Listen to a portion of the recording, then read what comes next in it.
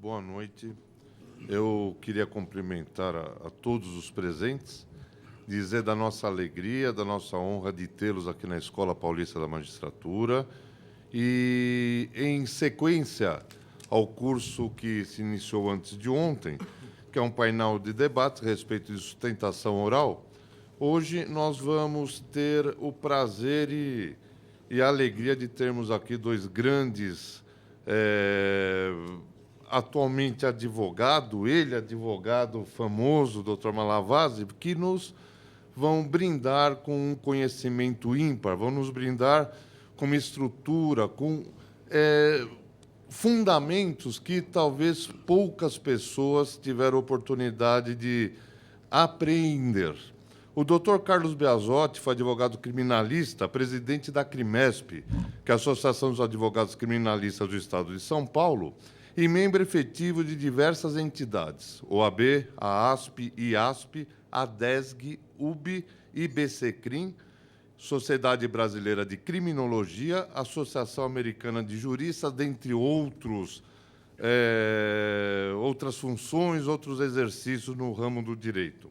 Ele foi premiado pelo Instituto dos Advogados de São Paulo no concurso O Melhor Arrazoado Forense, realizado em 1982.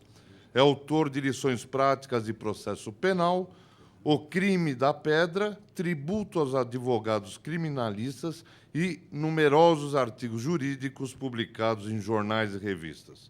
Juiz do Tribunal de Alçada Criminal do Estado de São Paulo, pelo 5º Constitucional na classe dos advogados, desde 30 de agosto de 1996, foi promovido por merecimento, e não poderia ser de outra forma, né, doutor Beazotti? Em 14 de abril de 2004, ao cargo de desembargador do Tribunal de Justiça, e aposentado em 22 de fevereiro de 2009, para a tristeza nossa, dos colegas que tinham a maior alegria, a maior felicidade em estar convivendo com o doutor Beazotti no dia a dia e dele tirar lições fantásticas no exercício, na operação do direito.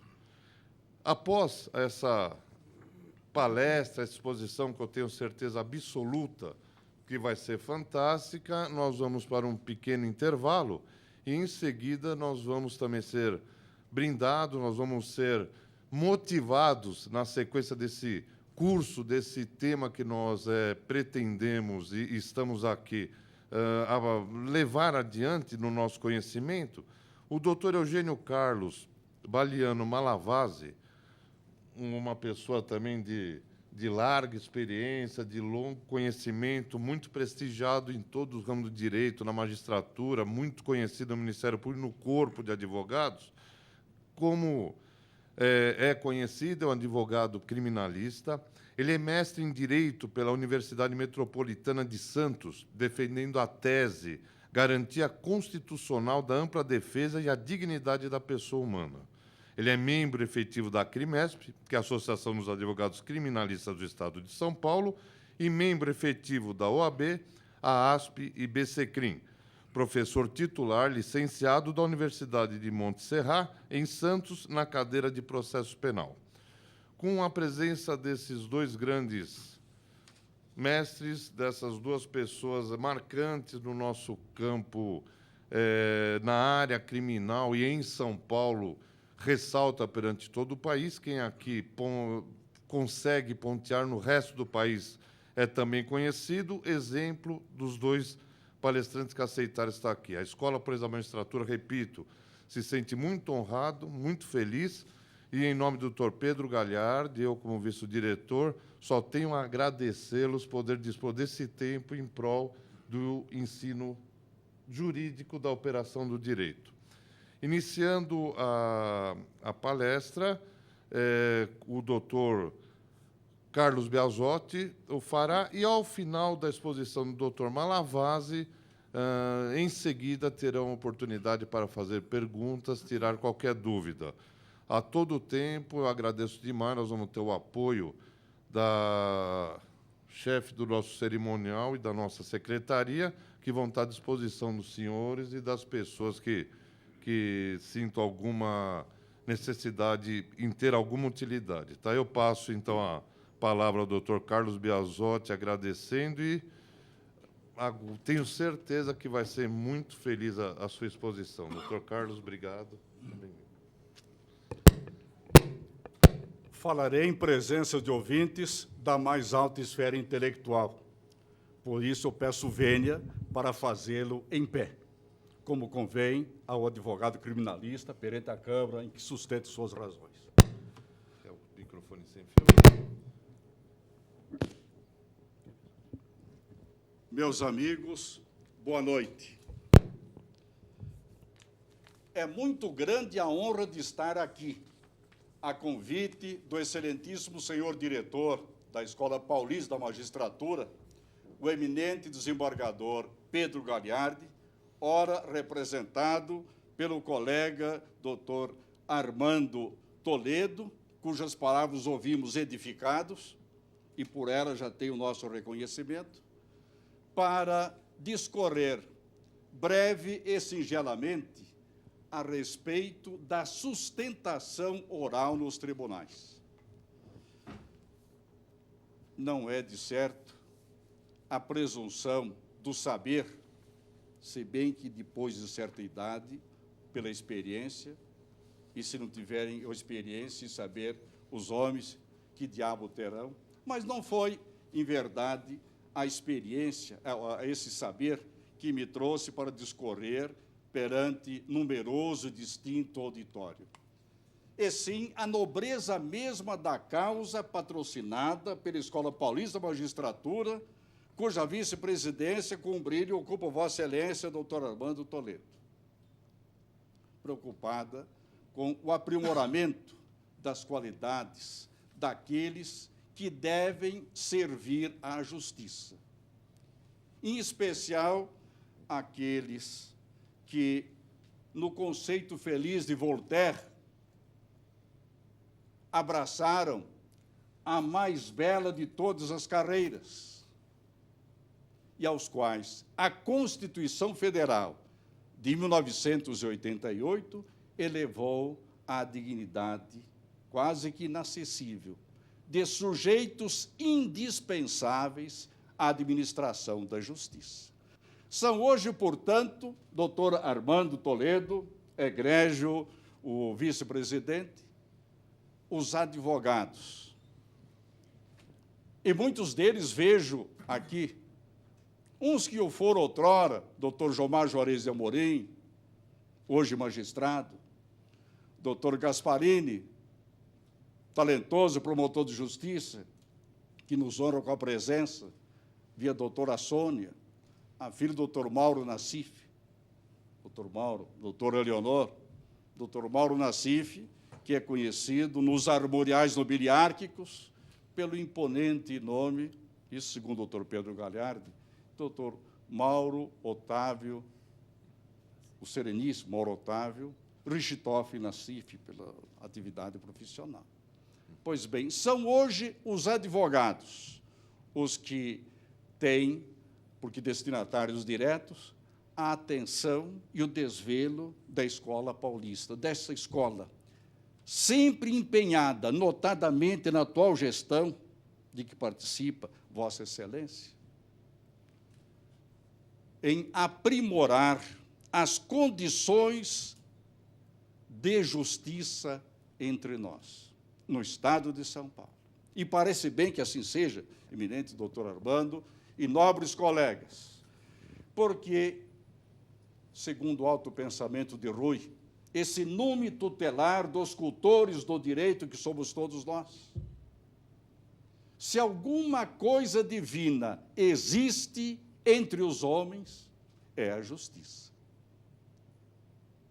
Pois bem, na realização da justiça, alto ideal que se propõem os magistrados, membros do Ministério Público e os advogados do mais alto escola, como o doutor Carlos Baliano, o Eugênio Carlo.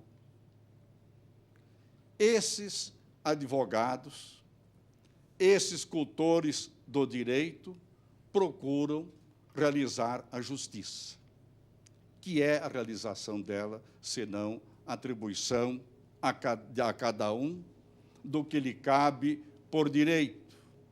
Fazer justiça, em suma, é praticar aquilo mesmo que sempre, desde os tempos de Justiniano, se conheceu como o sumo direito.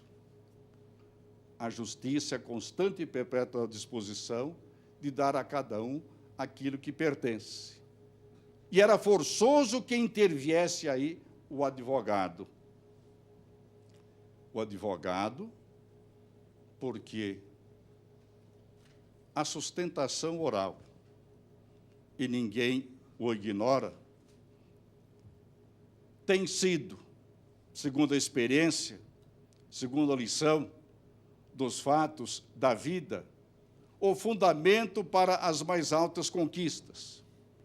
Quando o advogado se eleva em todo o plenário para reivindicar o direito, aí ele encontra a forma decisiva da sua atuação. Não há negar, evidentes amigos, não fosse a sustentação oral e o resultado brilhante obtido nas barras dos tribunais, esse resultado talvez não pudesse chegar até nós ao conhecimento público. A atuação do advogado, a voz da defesa, tem sido decisiva, enfim, para a melhor compreensão da causa. E por que é a voz do advogado decisiva? Porque tem sido o fator de esclarecimento do magistrado. Tem sido o advogado que intervém nos autos, aquele que, deitando luz a algum ponto duvidoso da prova, ou imprimindo relevo a certos argumentos, teses, circunstâncias que a sentença desconsiderou e remeteu à sombra, o advogado consegue, não raro, conciliar o ânimo do julgador, a adesão do seu espírito e obter uma decisão que realmente conforte a sua expectativa.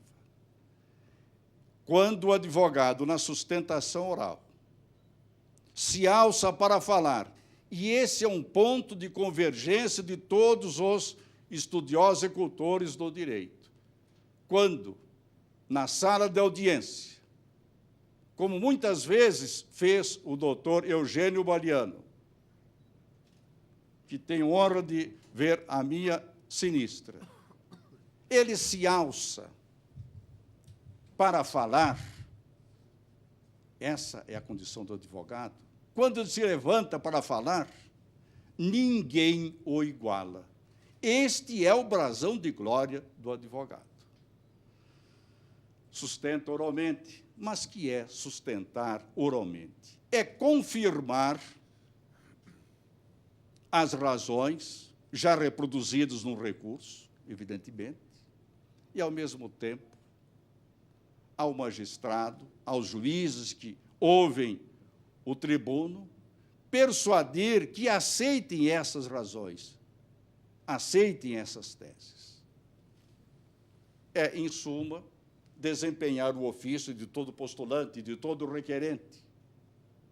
É argumentar para poder convencer.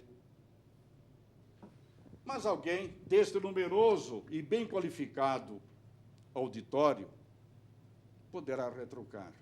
Mas sendo a praxe que o juiz relator do processo, meu caro doutor Armando, traga para a Câmara, já escrito o seu voto, não passava por inútil e mesmo baldio todo o esforço para tentar modificá-lo. Evidentemente que essa objeção é de grosso calibre e se mostra realmente atendível. Mudar o relator, o seu voto, é, por empregar uma expressão dos nossos clássicos, empresa tão difícil como endireitar a sombra da vara torta.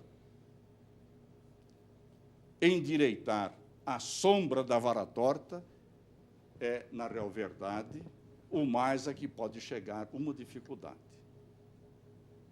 No entanto, a esses novéis acadêmicos, bem, o digo e repito, é frequente a hipótese em que, graças ao esforço, mercê da dedicação do advogado na sustentação oral, ele conseguiu, sim, alterar substancialmente a opinião, o voto, a decisão do relator, e isso, doutor Assônia, na própria sessão de julgamento, na própria Câmara, ou depois, mediante pedido de vista de algum integrante da turma julgadora.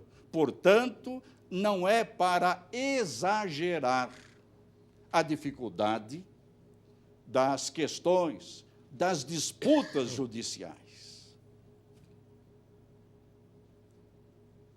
Bem ao revés, tenhamos sempre conosco que a força de vontade, contra a qual não há obstáculo nem empecilho no mundo, tem operado, muitas vezes, prodígios, maravilhas e fenômenos, notadamente quando orientada para um desforço, para um trabalho, para uma atividade intelectual, em que a palavra, que é esta arma por excelência do advogado, surja como um raio da onipotência do orador. Essa é a condição. Mas, admitindo-se que o advogado deseje, em boa verdade, sustentar o lomente, que se disponha a fazê-lo, que critério deve adotar? Primeiro, selecionar o tema, restringir o âmbito da discussão do assunto. Deverá, enfim, encontrar e deter o ponto controverso. A seguir, fará um como que resuma o rol, relação, ou das teses, ou dos argumentos. Em geral, são aqueles mesmos argumentos que ele já deduziu em seu arrazoado escrito, porque ele é defeso, evidentemente, inovar. Inovar será introduzir novidades na discussão da causa, em plenário, será trazer fato novo para o exame surpreendente dos julgadores.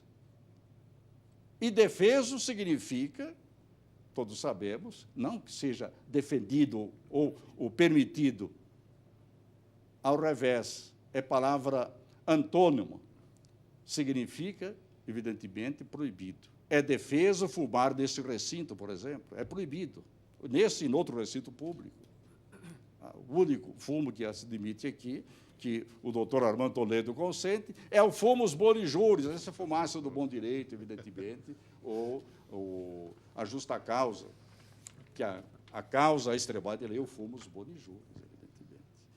Mas os grandes tratadistas da matéria, os grandes professores de eloquência, retórica, oratória, são duas palavras para o mesmo conceito, porque é a expressão grega retórica do que entendemos por oratória e eloquência.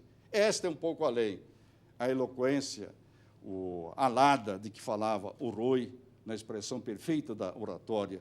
Mas os oradores têm sustentado e recomendado, desde o Fábio Quintiliano, os tempos imemoriais de Roma, em suas notáveis instituições oratórias, o grande Roy, perdão, esse ficará conosco. O grande Cícero, aliás, o Roy é o Cícero brasileiro e o Cícero Rui Barbosa romano. O Cícero, o príncipe da eloquência romana e o pai da latinidade, aquele dentre todos os mortais, como o doutor Eugênio distinguia, foi reservada a palma da humana eloquência. Pois bem, o Cícero, o próprio Catão e o Fabiano recomendam que haja, na preparação do discurso, primeiramente, a disposição lógica dos pensamentos, das ideias. Ao orador incumbe articular o seu pensamento, fará das suas ideias a ordem, que é a reta razão para um fim, porá em ordem. Depois haverá de lançá-las por escrito, essas ideias, e, se possível, até entregá-las à memória, retê-las, decorá-las, o que é o dificílimo e não raro desaconselhado, mas poderá, evidentemente, fazer desse seu trabalho mental um resumo para consulta quando estiver na tribuna. A consulta é sempre legítima, é útil, poderá deitar o olho a um ou outro apontamento. O que proíbe e veda o regimento interno do Egrégio Tribunal de Justiça é a leitura, o servil de memoriais. A razão parece evidente, é óbvia. Quando se trata de um memorial, sua matriz já está nos autos. Portanto, o magistrado que perlustrou, que folheou, que examinou atentamente o processo, já conhece as razões articuladas do memorial. Seria, portanto, não só enfadonho, como toda leitura possa a ser dessas condições, mas, de todo ponto, desnecessária e despicienda a leitura. Aí sim.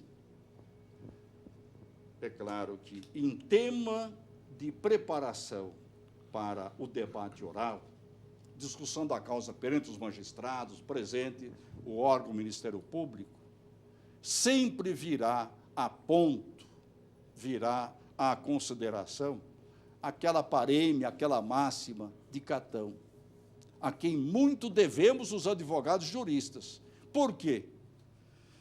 Porque foi o primeiro que cunhou uma expressão felicíssima.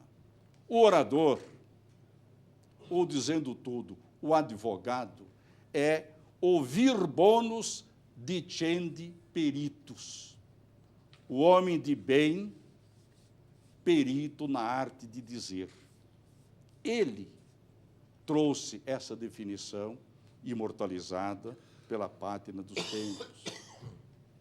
Eternamente se haverá de repetir, porque nessa definição, elemento valioso é o homem de bem. Somente pode persuadir e convencer os ouvintes aquele que tenha consigo o cadastro de homem de bem, homem digno, íntegro. Porque, como um apóstolo sem fé, aquele que não o for, isto é, o homem ímprobo, como um apóstolo sem fé, só haverá de pregar heresias. Mas o Catão, ele, tratando do tema da dissertação oratória, ele comentava para os aflitos, para aqueles que se preocupam. Ele dizia o seguinte, e o texto é latino, forçosamente temos que dar a palavra em sua origem. Rem tene, rem, R-M, rem, coisa, assunto, matéria, tene, apanhe, aproprie-se da matéria, quase chã, expressão, mas agarre a coisa, isto é, estude bem o assunto, e verba sequentur, e as palavras virão. Uma tradução que se pode memorizar. Estuda bem o assunto, e as palavras brotarão por si mesmas. Esta é realmente a condição, essa é a alma que deve ter o orador quando está preparando o seu arrazoado escrito ou forense.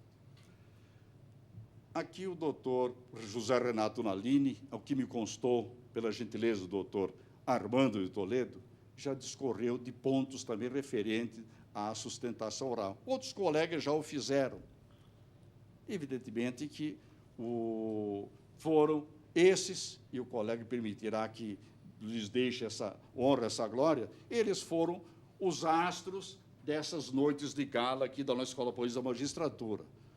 O outro astro, daqui a pouco, vai, evidentemente, aparecer além das montanhas, e com a sua luz, evidente, como o sol entre nuvens, haverá de trazer muito fulgor ao nosso ambiente.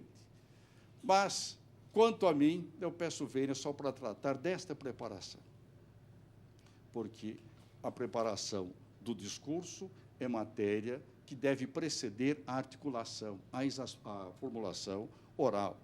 É evidente que, sendo a linguagem do tribunal, a eloquência judiciária, muito particular, ela requer o primor da boa linguagem.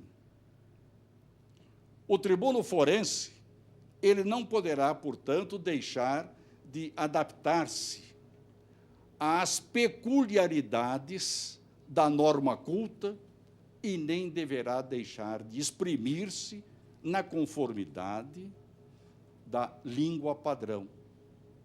E qual é essa língua padrão? Bem, ao lado da clareza, que é a primeira qualidade do estilo e do orador, a perspicuidade que falavam os romanos, o advogado, o orador, o tribuno deve extremar-se, deve empenhar-se com todo vigor em evitar os erros graves contra a gramática, contra a sintaxe.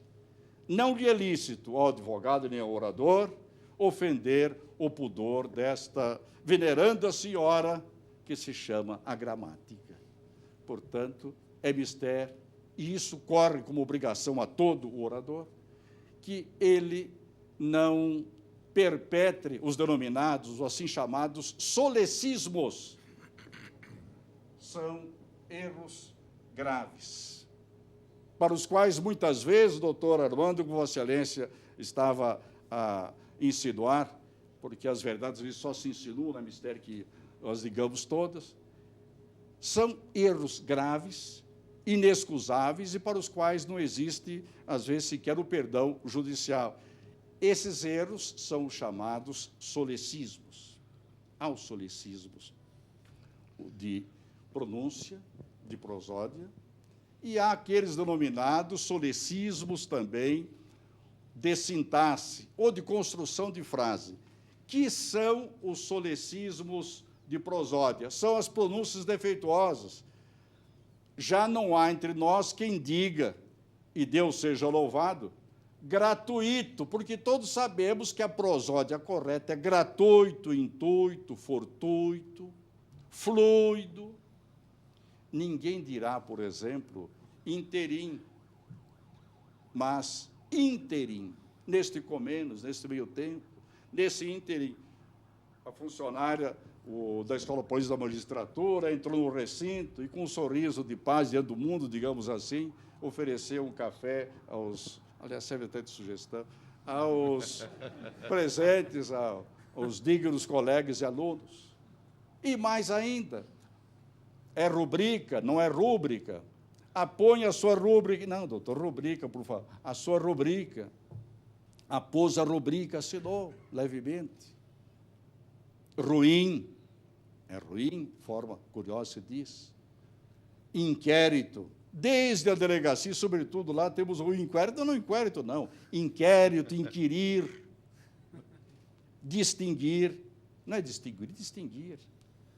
Mas isso é de pequena expressão, mas é exatamente nessas pequenas coisas, nesses pormenores ou minudências, que nós começamos a avaliar a grandeza do indivíduo, o seu valor, a sua dimensão moral e cultural.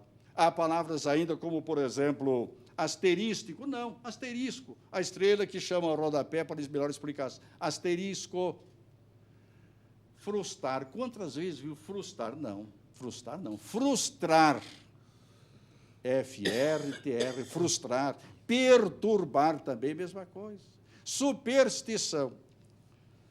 É palavra que exige certa atenção. Superstição. Meritíssimo. Quantos juízes aqui, o magistrado, o doutor Joaes, o Zé Amorim, não é meritíssimo, não, meritíssimo. E muito menos, e que me perdoem as orelhas pudicas, meritríssimo, não. Meritríssimo já é desacato, evidentemente, é matéria que se leva para esse campo já do ilícito penal. Tem muito mérito, então, meritíssimo é fácil dizê-lo, essa é a expressão. Estupro, por exemplo. Estupro é muito comum. até em peças oficiais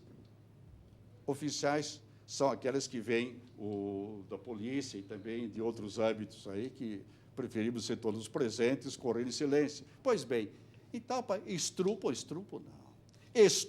Estrupo é um crime hediondo até contra a gramática. Sobre estrupo, não é estupro que se diz. Estupro. Há expressões como perscrutar. Há palavras de dificuldade de prosódia, assim. Perscrutar tem o sentido de sondar, esquadrinhar, descobrir. Perscrutar as constelações, as profundidades consteladas, digamos. Perscrutar o desígnio do Eterno, os arcanos do réu, os refólios da alma do réu para conhecer o elemento subjetivo do tipo, a mens rea. Isso é perscrutar, é palavra cuja pronúncia parece fazer até violência, como que abala e até desloca as mandíbulas. Isto outrora se denominava verdadeiro quebra-língua. No Tribunal de Alçada Criminal, que já não existe, belas instituições às vezes sucumbem. Quem que resiste à ação do tempo, é verdade? O doutor Armando, ele me disse que teria compromisso logo mais. Deixamos Vossa Excelência e tira voto liberdade e disposição, e logo mais poremos também termo e cláusula no debate para não esgotar o assunto e nem esgotar os ouvintes, porque há tema para discutir depois. Pois bem, no tribunal havia o chamado jogral, grupo de jogral do Tacrim, de que fazia parte o doutor Pedro Gagliardi, hoje representado conspicuamente pelo doutor Armando Toledo, que também por muito tempo judicou naquela instância, lá no Alçada Criminal. E esse grupo de jograis, em certos dias da semana ou do mês, se reunia sob a presidência do doutor Pedro, havia outros voluntários, eram alunos, não já da primeira infância, nem do segundo grau, mas já da segunda ou terceira idade, que chamam a melhor e talvez a última. Pois bem, aí estavam lá esses desembargadores e havia um professor de arte dramática, de interpretação e dicção, professor Rui Afonso, muito conhecido, etc. Antes das aulas, a todos nós ele submetia a um teste, eram jogos verbais, ou então, como estamos dizendo aqui, eram trava-línguas. Então, havia o caso, você sabe todo, havia um ninho de mafagafos, com 3 ou 4 mafagafistas, Deus ninguém soube que fosse mafagafa, etc. Havia o prato de trigo para 3 tigres, por quê? Porque isso realmente prepara o aparelho fonador, a articulação da palavra, e permite a califasia, evidentemente. Havia no caso da pia, havia da pia, mais ou menos assim, embaixo da pia há um pinto. Quando a pia pinga, o pinto pia. É para facilitar a disposição. E assim, evidentemente, transcorria essa forma de aprendizado linguístico. Mas aqueles que desejam assimilar a cultura deverão fazê-lo como remédio para esses males, porque se existem as articulações ruins e constituem foneticamente os solecismos de pronúncia, há os denominados solecismos de sintaxe. Esses são gravíssimos, porque realmente demonstram uma natureza de ironia que a nenhum pretexto se pode tolerar. Quem, por exemplo, dentre nós, e são exemplos, ou antes, maus exemplos linguísticos, não houveram testemunhas do fato, mas isso não se diz. É um absurdo, de grosso calibre, é terrível. Por quê? Porque o verbo haver, no sentido de existir, é um verbo unipessoal e só se conjuga na terceira pessoa do singular. Não houve testemunhas presenciais do fato, e a testemunha é uma presença no fato, realmente. Por exemplo, isso tem com frequência surgido, isso temos visto em muitas petições, doutor, a vítima reaveu os bens. Não, não está no inquérito, não, reouve, é do verbo reaver, composto de haver e por ele se conjuga. A vítima reouve ou recuperou. Então, se estiver em dúvida atrosa, a vítima recuperou ou reouve as coisas que lhe haviam sido subtraídas. A res furtiva, como se denomina, que no singular res furtiva e no plural res furtive, pela flexão natural. E ainda uma hipótese, o policial interviu, isso é muito comum, doutor Armando, temos com frequência notado. O policial interviu para separar os contendores, etc. É claro que a forma correta interveio. Composto de vir, o verbo intervir tem aí o seu paradigma. Convencer, que é exatamente provar que uma coisa é boa ou má, verdadeira ou falsa, e persuadir, que é obrigar a vontade a obrar segundo esse convencimento, são qualidades do orador, exigência do orador. Mas também o orador, e bem o sabemos, deve deleitar os ouvintes, convencer, persuadir e deleitar. Que é deleitar o ouvinte? É comunicar-lhe uma sensação agradável, um prazer interior. Aliás, fala em sensação agradável de bem-estar, até parece comercial de sal de fruta. Sensação agradável de bem-estar, alegre efervescência, coisa mais ou menos essa. Esse prazer intelectual, isto é, evidentemente, um atributo do orador. Ele não deve deixar de fazer muito caso e cabedal desse ponto. Convencer, persuadir e também deleitar. E, evidentemente, que não alcança esse escopo, isto é, deleitar os ouvidos, os ouvintes, aquele que deixa cair dos lábios expressões como essa. Os policiais deteram o réu, por exemplo. Não é possível. Detiveram o réu larápio, etc. Detiveram. Vossa Excelência, foste exageradamente rigoroso. Não, Vossa Excelência foi. Vossa Excelência, você, Vossa Eminência, Vossa Alteza, são formas de tratamento que obrigam a flexão do verbo à terceira pessoa singular ou plural. Vossa Excelência Vossas Excelências são e não sois. Por exemplo, o motorista que me fez a honra, que me deu a honra de trazer até aqui, ele fala, pois é, doutor, aqui está o meu barbeiro, fazem 20 anos, eu vi apenas, etc., mas não fazem 100 anos que morreu, por exemplo, Machado de Assis, um pouco mais, morreu em 1908, vai para 102 anos. Então, faz 102 anos que morreu Machado de Assis, cujas cinzas, digamos a verdade inteira, devem estar se revolvendo na tumba de indignação, de desgosto e mágoa, doutor Armando, pelo descaso com que muitos estão a tratar do belo idioma em que ele escreveu as páginas imortais, do Dom Casmurro, do Quincas Borba, Memorial de Aires, Memórias Póstumas em Grupas Cubas, etc. Mas esta mazela, isto é, os males da língua têm uma cura, sim. É o manuseio constante de livros, de obras, que nos ensinam a escrever e falar corretamente. Eu poderia citar algumas e vou fazê-lo. O colega já conhece, mas a beleza inédita pode repetir-se, evidentemente.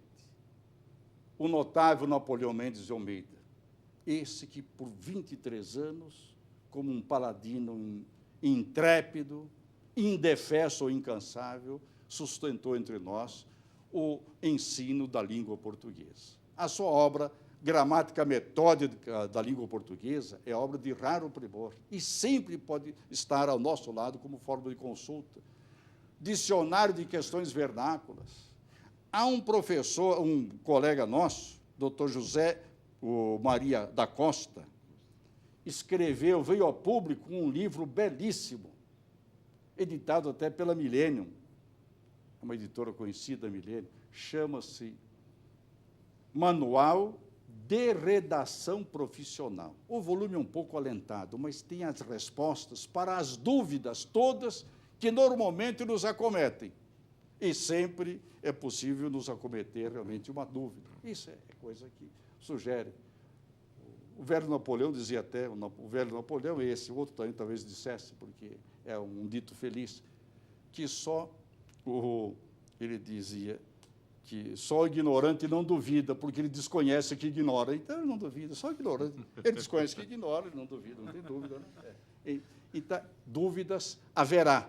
Veja, não haverá, haverá, porque o verbo haver se diz existir. Então, haverá dúvidas. Esse professor pode dirimi-la. Há uma obra também de interesse, e falando agora de uma verdadeira prata da nossa casa. Refiro-me ao doutor Alexandre Germano. Ele tem um livro, foi impresso e distribuído, até sob o patrocínio da Escola Paulista, se não estou engano, denominado uma apostila, Técnica de Redação Forense, que podemos ler com grande proveito, grande edificação. Obra notável. Dos bons dicionários, temos aí os mais conhecidos, o próprio Aurélio Buarque de Holanda, que teve a aventura de ver no próprio nome as 5 vogais do alfabeto, que já estava predestinado ao mundo literário mesmo, o Aurélio, né? Há o Antônio Wise, o seu dicionário, que é muito bem impresso, aliás, foi impresso até na Bolonha, coisa interessante, né? E é de grande conteúdo, porque cadastrou todos os verbetes, não procurou, e foi o critério dele, separar muito o joio dos trigos, aí acumulou tudo o que foi possível. É um livro notável. Não nos esqueçamos, entretanto, de que os mais venerados dicionários da língua, assim como temos o nosso Nelson Hungria, em matéria de Código Penal, o Bento de Faria, como o Lafayette e outros no campo do direito civil, o Lafayette, que era o mestre das definições perfeitas, o próprio Rui, o Bevilacqua. Então, há o livro do Caldas Olete. Esse livro foi elaborado, era um empreendimento conjunto. O Caldas Olete e o Antônio Lopes, o Santos Valente. Acontece que, ao final da primeira parte, ao final da letra A do verbete, faleceu o Caldas Olete. Então, o colega, numa suprema homenagem àquele já falecido, deu-lhe exclusivamente o nome, e com a seguinte reivindicação: quero que só o nome dele figure, não o meu. E ele sozinho terminou a obra, um trabalho notável de lexicografia. Esse é um belo dicionário em 2 volumes, o dicionário do Caldas Olete, escrito à luz da ortografia antiga. É preciso, portanto, discernir esse aspecto, mas quanto à terminologia e definição, dicionário perfeito. O velho Moraes, Antônio Moraes também, e aquele, remontando uma antiguidade, a 1712, o grande Rafael Blutot, filho de pais franceses, nasceu em Londres e viveu em Portugal. E sozinho, por 40 anos, escreveu o gigantesco, monumental vocabulário português-latino, em 10 volumes, 8 volumes o dicionário e 2 o suplemento, que é uma obra extraordinária. Pois bem, mas não é bastante consultar esses léxicos e os manuais estritamente didáticos. Faz muito bem para a formação literária ler as obras desses que se reputam os árbitros supremos da nossa literatura, da língua portuguesa. Aqui, sim, eu anteponho a todos o Rui Barbosa. E por que razão? A explicação não será difícil. Rui Barbosa, esse monossílabo que encheu a história da República, é o maior talento verbal da raça. É o primeiro dos nossos jurisconsultos. É um patriota modelar, é um brasileiro benemérito, é daqueles varões dignos realmente de Plutarco. E tão notável para o advogado, sobretudo, é a condição de Rui, que, ao escrever a oração aos moços, que se considera a obra mais bem escrita da língua portuguesa, e o juízo não é meu, senão do Aires da Mata Machado, Oração aos Moços. Há também o dever do advogado, que todos devemos ler com real proveito e aprazimento. Ele aí tem palavras de grande intuição, são verdadeiros artigos de fé para nós, advogados, nós que pelejamos debaixo do mesmo templo da Divina Têmis, o incorruptível, respondendo a uma carta, isso consta do dever do advogado, uma carta que lhe enviou o Evaristo de Moraes, sobre se poderia acolher, sob seu patrocínio judicial ou profissional, um adversário político. O Rui respondeu. E os colegas, evidentemente, têm noção desse fato. Ele disse que poderia, sim, promover a defesa do acusado, porque a defesa não quer o panegírico da culpa ou do culpado, mas a sua função consiste em ser ao lado do acusado, inocente ou criminoso, a voz dos seus direitos legais. Esta é a página que vale para o evangelho da advocacia. O advogado é a voz dos direitos legais do acusado, do cliente. Isto proveio de Rui. As obras são muito conhecidas, as de Rui. A edição da Casa do Rui Barbosa, promovida pelo antigo Ministério do Tal Capanema desde 1945, foi por decreto de Getúlio Vargas, abrange mais de 250 volumes. Os mais importantes são esses, não apenas Oração aos Moços, O Dever do Advogado, Cartas da Inglaterra, a famosa polêmica que se travou entre o Carneiro Ribeiro, professor de Rui, o eminente e Clóvis Bevilacqua. Eliezer Rocha chamava o santo Clóvis Bevilacqua, autor do projeto do Código Civil de 1902 a 1917. Esse foi o período em que transcorreu a famosa polêmica, que é a mais notável da língua portuguesa. O Rui, reexaminando o parecer do Código Civil, achou de elaborar algumas emendas. Então, ele edificou, ele preparou observações desse parecer. O Carneiro Ribeiro, o mestre que o havia revisto, depois releu, apresentou as ligeiras observações e veio a público o Rui Barbosa, depois de 3 meses, com a obra que é extraordinária. O próprio Clóvis Bevilacqua diz que o parecer de Rui caiu sobre o meu projeto, o anteprojeto do Código Civil, como uma mole ingente, uma pedra imensa de saber profundo. Esse foi o Rui. E a réplica, 3 meses, todos conhecemos aqui, pode ser lido com grande utilidade em todos os tempos da nossa vida. Pois bem, esse Rui Barbosa, quando, no 1º de março de 1923, depôs o seu pálio da mortalidade, enfim, fechou para sempre os olhos no sono profundo, os jornais divulgaram esse acontecimento. O jornal A Gazeta do Rio, por exemplo, anotou: apagou-se o sol. E, na verdade, muito bem sabia, e com felicidade, o articulista, o redator, o autor desta manchete, o que estava dizendo. Isto representa o Rui, é mistério que o conheçamos por essa razão. Há, evidentemente, dos autores portugueses, há o patriarca, aquele que é o imperador da língua portuguesa, o grande Antônio Vieira. Todos lemos dele, não só os sermões, História do Futuro, as cartas, notadamente. Há cartas belíssimas, uma delas escreveu para o Marquês de Nisa, que era seu contemporâneo, embaixador de Portugal em França.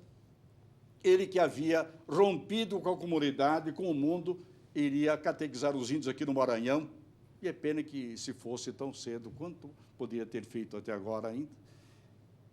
Ele que já havia quebrada a sua pena, não queria correspondência com o mundo. Isso já aos 87 anos, morreu aos 90, 3 anos antes, portanto, de se afastar do mundo dos vivos. Ele, de novo, tornou a correspondência epistolar. E é aquela frase belíssima que todos conhecem. É tão natural o responder que até os penhascos duros respondem e para as vozes tem eco. E, ao contrário, é tão grande violência não responder que aos que nasceram mudos fez a natureza também surdos, porque se ouvissem e não pudessem responder, rebentariam de dor. Esta é a condição. E aí muitos juristas têm entendido que o silêncio é realmente coisa muito séria, porque parece repugnar a própria razão humana que aquele acusado de um crime gravíssimo tenha optado apenas pelo prazer constitucional, pela prerrogativa de manter-se calado em silêncio. Pois bem, as obras de Vieira, as liberdades, todos os séculos XVII, considerado o século de ouro da língua portuguesa, o nosso Machado de Assis, de que falamos, obras belíssimas, pode ser lido e deve ser, é obra notável para o aprimoramento do estilo, para a aquisição do gosto literário. É claro que esses livros são aptos, sim, a formar um sentimento artístico e literário no advogado. Mas ele deve conhecer de raiz, sim, o direito. Se criminalista, como o doutor Eugênio Carlo Baliano Malavasi, então é forçoso conheça bem o direito, ele conhece e domina o direito penal. Mas não só o direito penal. Se quisermos conhecer as sutilezas, os fundamentos, os valores todos da oratória, é mistério que conheçamos os paradigmas, os modelos da oratória forense. Há um livro que vocês já conhecem. Estou a apostar que conhecem. A Defesa tem a Palavra. Este livro, escrito por Evandro Lins e Silva, foi um advogado de raros dotes, talentoso como poucos, ministro depois do Supremo Tribunal Federal. Neste livro, ele expõe sábios pensamentos de tudo que é necessário para que o advogado possa assomar à tribuna com certeza e êxito de estar aí desempenhando um trabalho extraordinário. Há também um livro formidável, A Beca Surrada. O nome é o significativo, A Beca Surrada, de Alfredo Tranjan. Foi criminalista no Rio, por seus grandes méritos indicado juiz do Tribunal de Alçada do Rio de Janeiro. Tenho deles algumas cartas lá em casa. Notável advogado. Esse livro é preciosíssimo. É livro que se lê, às vezes, em pé, em homenagem ao autor. Fez-lhe o prefácio o próprio Evandro Lins e Silva, citado não faz muito. E o Evandro termina com expressões mais ou menos assim. O livro de Tranjan não se lê, devora-se. E eu posso afirmar que realmente é um rico e delicioso alimento para o espírito ávido de conhecer esses aspectos fundamentais da ciência retórica. Mas a ciência oratória não pode descurar daquele esquema genérico em que se enquadra todo o discurso. A sustentação oral não é senão a manifestação do advogado perante os juízes que vão julgar o seu recurso e decidir a sua causa. Está sujeito, portanto, àquele esquema de compreensão e divisão, ao exórdio. O exórdio é a abertura do discurso, a parte em que o orador ele concilia, ele busca atrair para si a benevolência do auditório e prepará-lo para a matéria de que vai tratar em seguida. Este é o exórdio, é o começo, é o prefácio. Há a seguir a exposição, a narração do fato, em que o orador desenvolve aquelas teses, aqueles argumentos que colheu, examinando o processo ou tema de seu interesse. Há a confirmação, em que ele deve provar esses argumentos, e esta é a confirmação. E, por fim, o epílogo, ou peroração, em que resume a matéria exposta e procura delas extrair aquelas naturais consequências. Aos meus diletos ouvintes, eu direi que terminarei logo esta palestra despretensiosa e diria até, talvez, enfadonha e inútil. E vou terminar antes que, dentre os presentes, algum ciceroniano me fulmine com aquele exórdio, o famoso, cusquetande abutere Caterina, paciência nossa, cusquetande abutere Caroli Biasotti, paciência nossa, etc, etc. Mas há 2 pontos ainda que não posso correr em silêncio. O deles é o seguinte, e disso haverá de ocupar-se, de certo, o meu distinto colega, o doutor Carlos Eduardo, a quem conheço já de tempos, que procuro não trazer à colação, porque esses cálculos costumam envelhecer muito a gente. Eu era juiz do Tribunal de Alçada Criminal, hoje passei em inatividade, por já faz algum tempo, mas que tive a honra de elogiar num livro como modelo do advogado. Era a praxe que o juiz comunicasse ao OAB apenas por ofício, procedimento reprovável de advogados, etc. Isso me parecia apenas um ponto da concha da balança. Por que não galardoar também esses merecimentos? Quando o advogado ele se distingue no zelo profissional, na dedicação, na competência, na sua inteireza, por que também não o requerer ao órgão da classe, à ordem dos advogados, que insira entre os seus assentamentos esse voto de louvor? E nós fizemos, e desde então, o doutor Carlos Baliano figura nesse livrinho que corre por aí sob essa denominação, como um advogado exemplar que se ocupará certamente desses aspectos de que vou tratar. Um deles é a postura.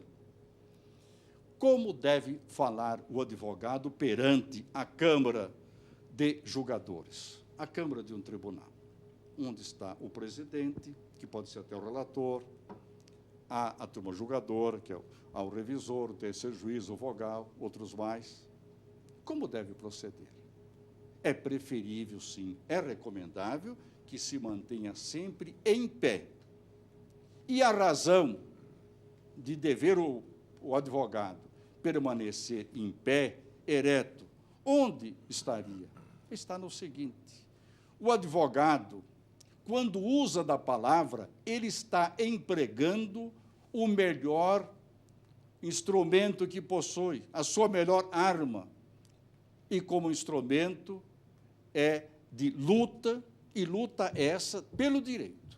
Seria, portanto, uma verdadeira contradição, nos próprios termos. Seria uma incoerência inominável e quase, estou a dizer, um desconchavo de marca maior que ele, um lutador, um soldado, aceitasse a condição, a circunstância de combater sentado. Evidentemente, o combate sentado não se acomoda bem à estrutura da defesa e ao próprio perfil do criminalista, o paladino do direito. Costuma sacudir o glado inflamado da justiça de maneira ostensiva e permanente. Além do mais, aquele que está a falar reclama, naturalmente, uma condição de liberdade física, de movimentação e independência de espaço. E isso só é permitido, só é possível, quando se está em pé. E, estando em pé, o advogado, quando fala, com muita facilidade ele consegue projetar melhor, não só a sua voz, mas dar peso e relevo maior e ênfase à sua argumentação. Aqueles que o veem percebem logo no advogado que ele está patenteando também uma docilidade, um respeito, uma homenagem aos desembargadores, aos juízes, aos circunstantes. Isso tudo eles levarão muito em conta. O advogado em pé, quando fala, ele parece estar anunciando que é muito digno de ser visto e ouvido por todos os homens de bem. Daí a conveniência, sim, de falar o advogado em pé. Embora lhe faculte o Estatuto da Ordem que eu faça sentado, acomodado, é melhor que eu faça em pé. Há outro ponto ainda, e quase estou por concluir, que diz respeito à brevidade. Infringir de maneira implacável este preceito, mas era forçoso que eu fizesse, porque a matéria não se pode conter em 10 minutos. Por que a brevidade? Não é necessário absolutamente que o advogado aguarde o tempo regimental de que disponha, e nem é preciso que eu aguarde, ou nem espere, que o último grânulo de areia da ampulheta escoe para que ele ponha a termo também a sua oração. Não há necessidade. Ele deve advertir naquele preceito de Horácio, na sua arte poética, dando uma instrução geral para esses discursos, esto brevis et placebis, se breve e agradarás. Essa brevidade realmente é oportuna. Manuel Bernardes, na Nova Floresta, discorrendo do ponto, lembra que memoriais extensos, aliás, expressão quase que formal, memorial longo e composto até a Deus desagrada. Se agrada a Deus, que tem o atributo a paciência infinita, evidentemente, pouco diremos de nós aqui, que às vezes não temos vagar nem ócio para tanto. E, sobretudo, há uma condição que não pode ser estranha àquele que postula, pleiteia e discorre perante os magistrados ou em qualquer ambiente. É justamente a urbanidade, a cortesia, a fineza. O Código de Processo Civil de 1939 dispunha expressamente que as partes deverão debater a causa com elevação e urbanidade. Infelizmente, isto não sei se consta da atual legislação processual civil, mas era um preceito bom, porque encaminhava bem o sentimento e continha e refreava, como no atual freio inibitório, a certos ímpetos. Não é tolerável que o advogado, cujo primeiro código que aprendeu não foi o Código Civil, e sim o Código de Urbanidade e de Civilidade, deixe de proceder em juízo segundo esse ditame. Não há de recorrer jamais às injúrias, aos doestos, às palavras ofensivas, porque a injúria sempre é um mau argumento. Em matéria de urbanidade, eu fico dispensado de ir além. E os meus amigos sabem por quê. Porque exatamente é notório que a nobreza elegeu o seu domicílio entre os advogados. Eu fico muito grato pela docilidade com que me ouviram, com que atenderam ao chamamento da Escola Superior da Magistratura, Escola da Magistratura, para cuidar de matéria muito pertinente ao exercício profissional. São elementos que não se constituem absolutamente em acessórios, e sim são essenciais à boa execução do trabalho do advogado, sem o qual a vida perde muito da sua grandeza. E nós podemos ter a certeza de que, agindo nesse sentido, todos alcançarão o conteúdo daquela definição catoniana do homem de bem, o perito na arte de dizer. Eu deixo um abraço a todos, meu profundo reconhecimento ao doutor Armando Toledo pela fineza de nos haver suportado até aqui. A capacidade de sacrifício humano nós não temos medido ainda com exatidão. Evidentemente, aqui nós sabemos que, às vezes, pode atingir o paroxismo. Agradeço muito a atenção ao doutor Carlos Baliano, com quem estarei, ficaremos juntos, quero ter o prazer de ouvi-lo, mas os colegas, logo mais, saberão porque realmente se orgulha a classe dos advogados de ter entre os seus inscritos colegas da eminência do Carlos Baliano, do doutor Mauro Otávio Nassif, do doutor Toron, daqueles que conhecemos e que têm não apenas a ciência do direito, a experiência do mundo, mas têm uma profunda dignidade ética. Então, eu me congratulo com vocês, dou-lhes o parabéns. Isso foi o sacrifício? Foi, mas esse, quem sabe, tenha sido o pedestal da vitória de todos, como desejo. Muito obrigado. Excelente.